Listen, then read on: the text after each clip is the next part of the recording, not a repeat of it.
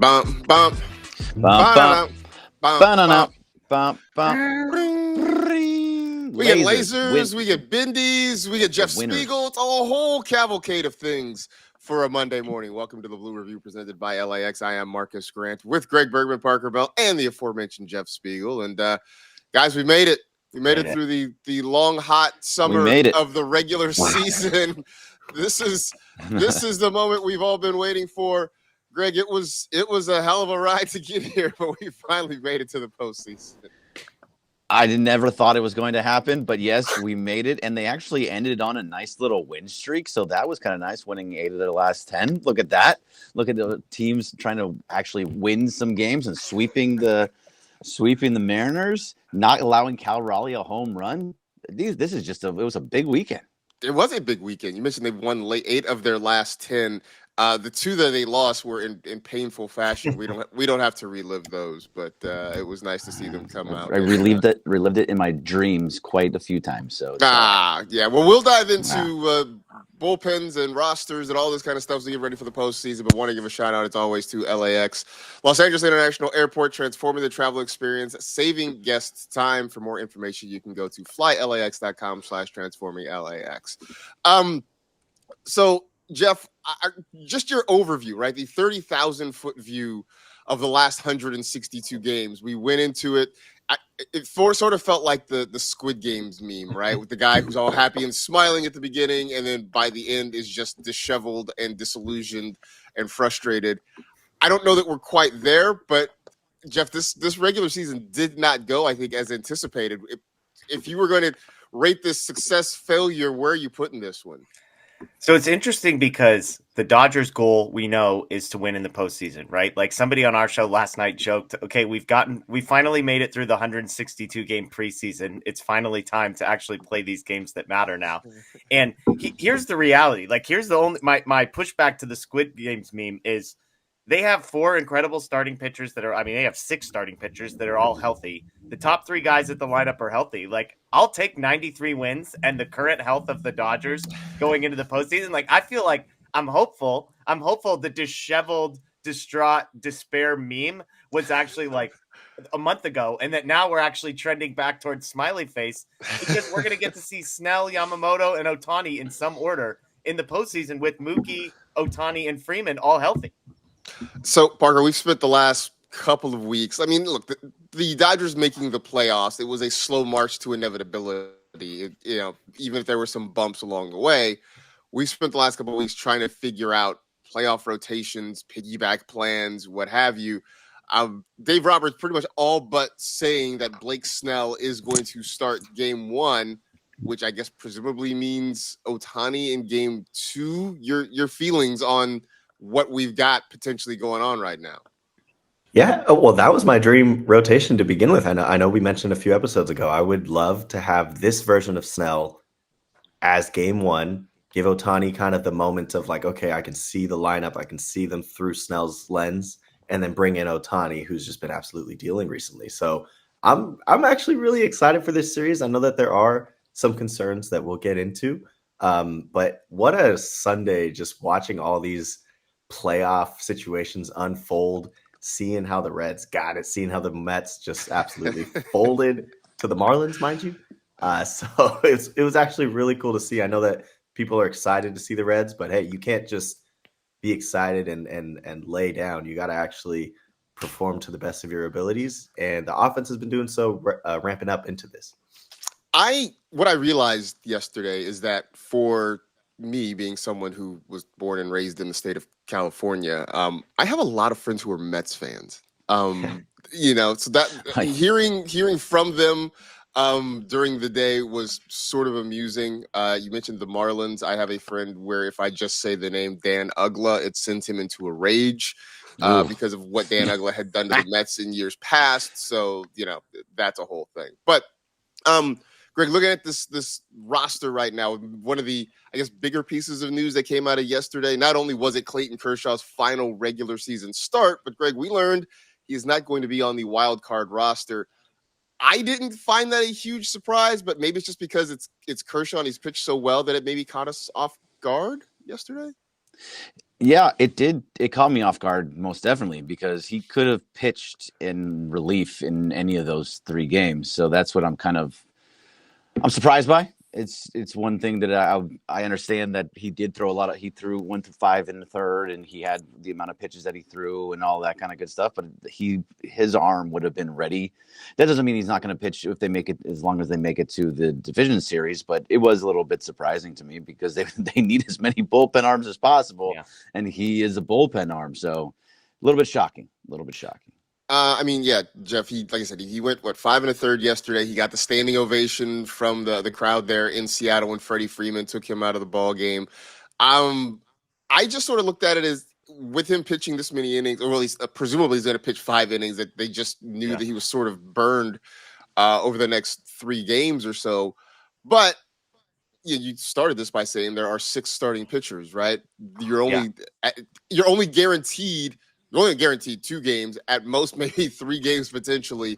It just felt like there's an easy way to move starters to the bullpen. I don't know. I looked at it as just a numbers game, at least for the wild card, and Kershaw was kind of on the wrong side of this. Yeah, I mean, the biggest thing is, like, regarding the 5 innings and the 100 pitches, like, they did this to themselves. They chose to start him on Sunday, and they chose to let him throw 100 pitches. So it's not like, oh, shoot, he threw 100 pitches yesterday. Now he's not going to be on the roster. That's part of it. But there's 2 things that I don't like about this. And one of them is not going to surprise anybody, and the other one might surprise them a little bit. The first one is, holy crap, if the Dodgers don't get out of the wild card series and Kershaw is not on this postseason roster, I am going to be so pissed off that they made this. That's the first thing, okay? A, because he's definitely in their 10 best relief pitcher options right now. And B, because he's Clayton freaking Kershaw, and you don't do this to this guy, okay? So that's one. But here's the second piece that might surprise people. Like, the Dodgers don't need Clayton Kershaw to start a game at any point this postseason. I don't want him starting NLDS games. I don't want him starting NLCS games. Not because I don't like Clayton Kershaw. Not because I'm fighting the playoffs version of Clayton Kershaw.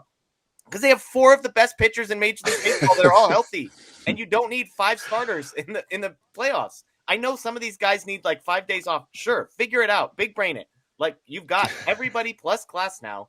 Kershaw should not be starting in the NLDS, which means he should be entirely prepared for a bullpen role, which means he shouldn't have started on Sunday and thrown 100 pitches, because I would take him for 3 outs over like half of the guys they're going to put in this bullpen. So that's why it frustrates me, for all of those reasons. Speaking of guys, in the bullpen for 3 outs, because we talked to your pal Anthony Witrado on Friday, asked him about this. Didn't get your thoughts. Roki Sasaki, from what you've seen out of him in, granted, limited opportunities since his return, but is he ready potentially for a high leverage role in October if they need it? Yeah, this is like watching a bunch of 4-year-olds do the high jump. Like, the bar is so low, but as soon as you get one person that jumps over it, it's like the most athletic achievement you've ever seen in the world. That's Roki Sasaki right now. The bar to be in this bullpen could not be lower, and he cleared it by about 3 inches. So good for Roki. I'm in. We did a trust or not trust with everybody in this Dodgers bullpen, and neither of us hesitated. We're like, yeah, he's in the upper half of this group for sure. So again, I don't think he's going to be perfect. We had a great interview with, a guy, Lance Brozdowski, who's like a pitching savant dude. And he was like, look, this is what they've done. They've changed some mechanics. They've tweaked some things. They've fixed some things. And he's like, I think this is real. And Lance was a guy who was highly skeptical of Roki at the beginning of the season, got crushed on our show for saying, I think Roki might be a reliever and not a starter. People didn't like that. Kind of a good take by him as the season went on. And then he came back and said, hey, I'm buying Roki the playoff weapon. So, I'm in on Roki Sasaki as a guy that maybe not closing games, but like in the 7th inning, I need a couple outs. Sign me up. All right. So, yeah, right now, that's kind of what it is. It's just they're starting to build that bridge to the 9th inning. Now, who they hand the ball to in the 9th inning remains to be seen, but I guess we will address that problem when we get to it. But, Greg, the problem at hand right now is the Cincinnati Reds, who, even though they sort of plotzed in the finale and lost and had to wait for the Mets to also poop the bed in order to make the playoffs, it's a team that has been hot. And I know we all sort of sat around in the text chain kind of kicking around who would we rather see the Dodgers play. You were leaning Reds, if I'm not mistaken. I'm not looking at my phone. So is this a be careful what you wish for scenario? Yeah, I mean, it's always like both teams had their different challenges, the Mets and the Reds. The Mets, to me, I think were a little bit scarier, even though they are not winning games and they were just completely fell apart. And God, just a side note, it's so nice to not see Juan Soto in the playoffs. You get that massive contract that had to be bigger than Shohei. It had to be, and he doesn't do anything besides hit because he's not a good fielder. I mean, now he's starting to run, so I guess that's something new that he's doing. But at the same time, like, come on, man. Way too much money for a guy that doesn't make the playoffs. So, that's it. But either way, it made it so they're not as scary. I mean, they were the scary team. If you had to see Lindor, Soto, Alonso, and coming up in the bottom of the ninth or in the top of the ninth, and you had like a 1-run lead, would not feel great about that. It's a little bit more freaky and terrifying than what you're going to get with the Reds. Now the Reds have the much better pitching staff, but overall the Dodgers were 5-1 against the Reds this year, and they were 3-4 against the Mets. So maybe I understand about what time of the year it was when they played and all that blah blah blah, but I feel better about that team offensively than I do about the Mets offensively. Yeah, I mean that definitely makes sense. I mean the Reds not quite the offensive powerhouse of the Mets. I mean if those, not that I am asking for this, but if those teams formed like Voltron to combine Cincy's pitching with the Mets offense, then they'd be in the playoffs. They'd be the Dodgers. Can I throw a stat related to the Reds offense right now? Andy Pages would have been the best hitter on the Reds this season. Yeah. To give people context. Right. Well, Gavin Lux is their best hitter. Yeah. Well, I mean, Ellie De La Cruz like on the season, but he's been awful in the second half. Like, I mean, I was going through the list of guys just ranked by weighted runs created plus, which I know Greg asked me to look up for him. And it was Ellie De La Cruz, TJ Friedel, Austin Hayes, Gavin Lux, Noelvi Marte, Tyler Stevenson. That's a list of 6 guys in the 100 to 108 range, which is basically 2025 Mookie Betts. Like their best player is basically 2025 Mookie Betts offensively, to give Dodgers fans context. So again, they'll probably hit 18 home runs in the next 3 games because that's what's going to happen. Of course. But if there was a lineup that I needed to see Tanner Scott come into the game against, or most of the bullpen, like this is the lineup. This is the lineup I want to see them in against. And they suck against lefties too, by the way, which is good. So Right. But I'm looking into sorry, 1 second, Marcus. Ellie has the best OPS amongst all of their normal hitters with 776, which is not much better. Yeah, and that's not much better than average. So, I mean, they don't have like some massive dude that's doing 22 home runs is the high with 20 for De La Cruz, and Spencer Steer was second with 21. They're not a juggernaut offensively, which to Jeff's point, now they're going to hit 1,000 home runs. I mean, but it's a wild thing to think about considering the ballpark they play half their games in, right? I mean, the Great American Bandbox that just surrenders home runs left and right, and your home run leader is Ellie De La Cruz at 22. Not saying he needs to be out there hitting 50, but you would think that this team would hit for more power than they actually do. Speaking of hitting for power, now that just because I'm going stream of consciousness here, Parker, for the first time ever in the history of Major League Baseball, someone has hit exactly 55 home runs in a season. Shohei got to 55. What are we calling this? Homeragami? Yeah, right. It's not a scoregami. It's like a homeragami. I will open the floor. I mean, I don't have a question because we know Shohei is great, but just the chance to wax poetic on a guy who in 2 years has twice now set the Dodger franchise record for home runs in a single season. He's just going to keep going up by 1 home run each year. Every single year, right? Any chance we get to glaze Shohei, I'll be the first to jump on to do so. It was an amazing season from Ohtani yet again, NL MVP without a doubt, and we are just so lucky to have him in LA. Having him chosen the Dodgers has been honestly the best thing that's happened to the Dodgers in so long. They have another chance at a World Series because of Ohtani. It's just great. It's great. And speaking real quick, just on the Reds, I think what makes them dangerous, because we want to talk about both sides of it. Obviously, the offense isn't the juggernaut, but the fact that in early September they were a game under 500, they maybe had like a 2% chance to make the playoffs, and they did. So this is a hungry, gritty team. And the starting pitching, what scares me Obviously, they have a big name in Hunter Green, but what scares me most about Green, and maybe I think there's like 2 other guys on this team, they're locals. So when you have Hunter Green, who played over at Notre Dame, Lodolo, who I believe is a Damien graduate, when you got guys making homecomings and they're young, you never know what's going to happen there. It's a complete wild card in the wild card series, literally. So that's the only thing that maybe worries me, is that you get these homecoming guys show out. I mean, we saw a lot of that during the season. It seemed like every LA native who came back to Dodger Stadium just had the series of their lives.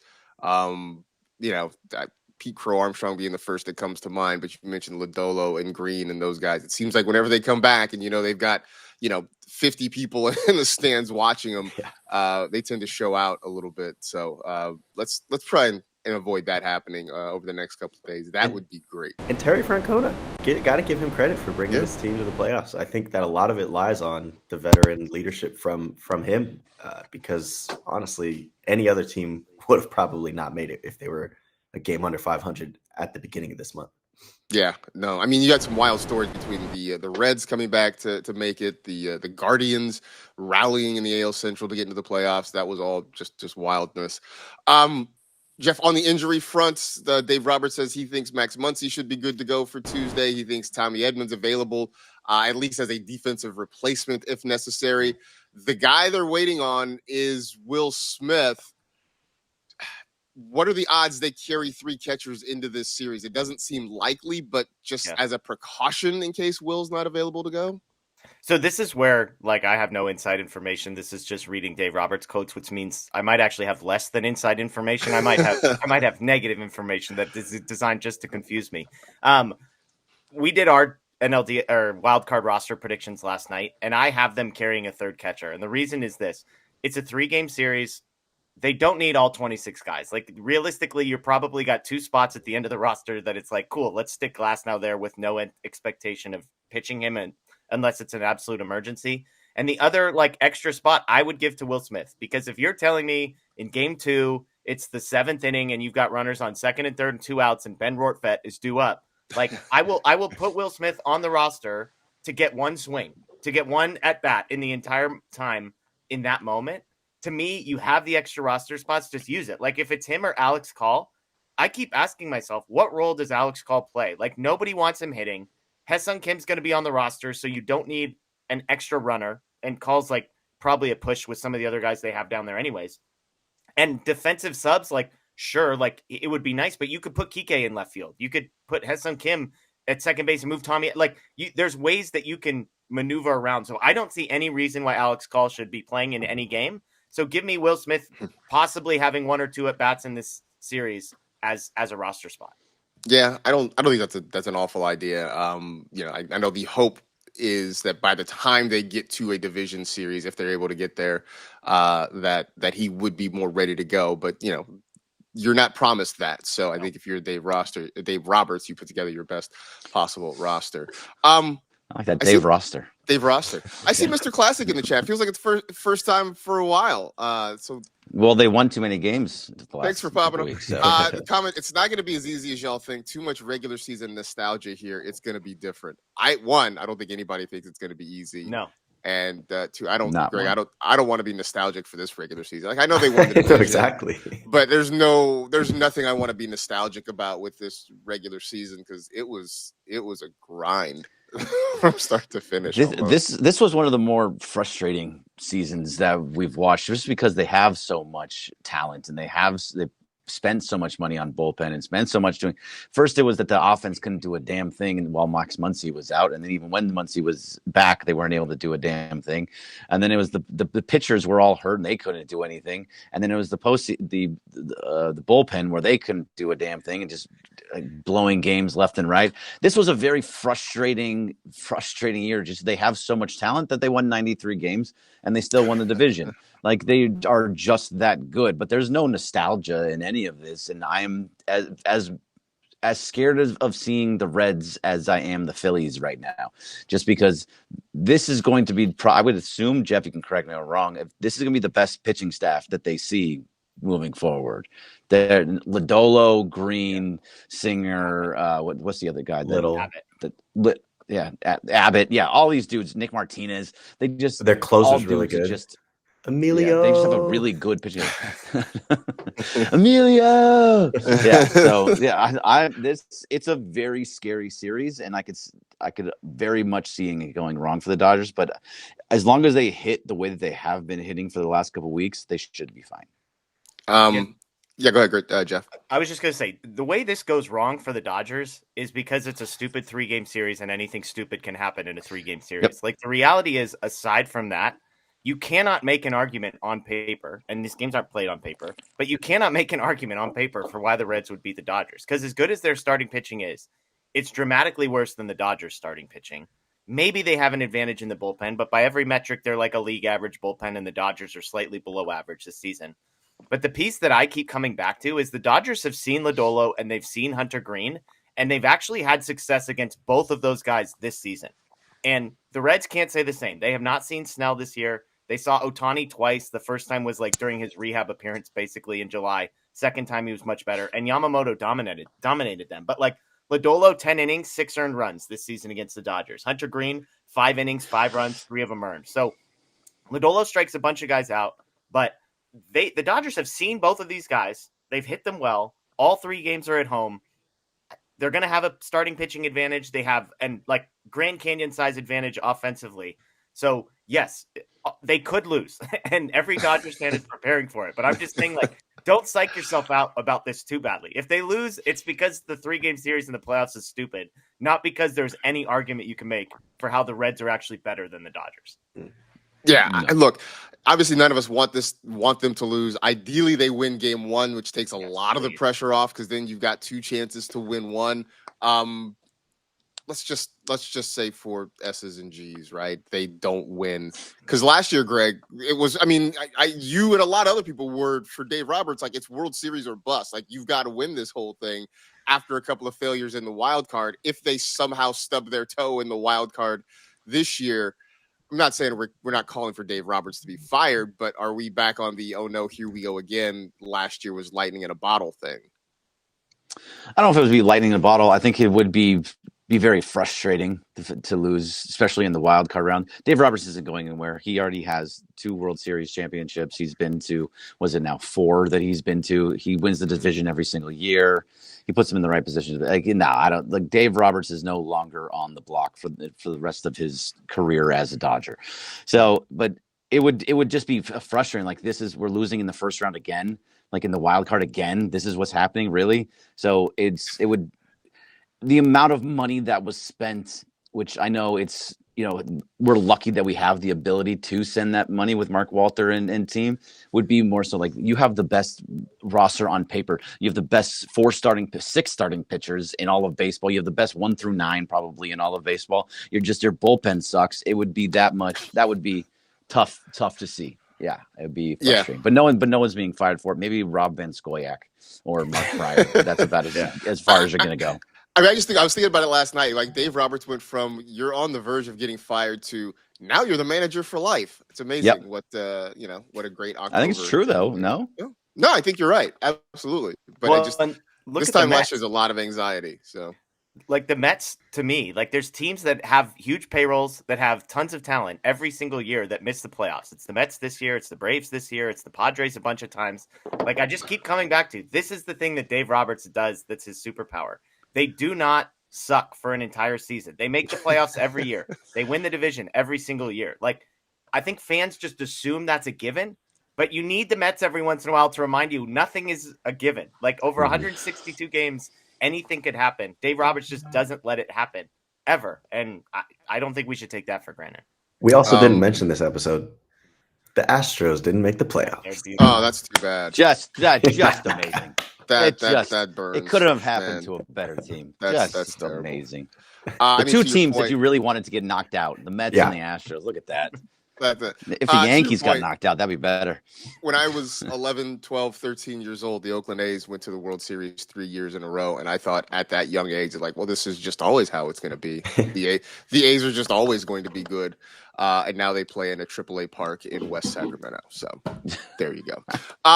Jeff, what do you guys have on tap this week for everybody? Yeah, Dodger Blue 1958 is the YouTube page. Dodger Heads is a podcast, Apple, Spotify, Google. We are live after every single playoff game from here on out. So Tuesday night, Wednesday night, hopefully that's it. Hopefully the Dodgers sweep. We'll be live after that. So please join us. We'll be live basically 2 minutes after the game ends every single time. And everybody's welcome. All right. Yeah, go check them out over at Dodger Heads, where, a lot of interesting conversation, good, bad, or otherwise. So Yes. be a part of that if you so choose. In the meantime, that'll do it for this edition of the Blue Review presented by LAX. Stick around because here on the ESPN LA YouTube channel, it is the Sedano and Cap Morning Extravaganza with a galaxy of stars. So be sure to hang around for that. In case you somehow missed this will replay a little bit later. I've been failing to say that. This does replay later in the day in case you come in a little bit late or you just, love hearing our voices and want to check it out again. But in the meantime, we will be back with you tomorrow to continue to preview the wild card series between the Dodgers and the Reds. For Jeff Spiegel, for Parker Bell, I am Marcus Grant. Blue Review presented by LAX. Thanks to the chat. Thanks to LAX. We will see you tomorrow, 6:30, 6:55. See you. See you. Review.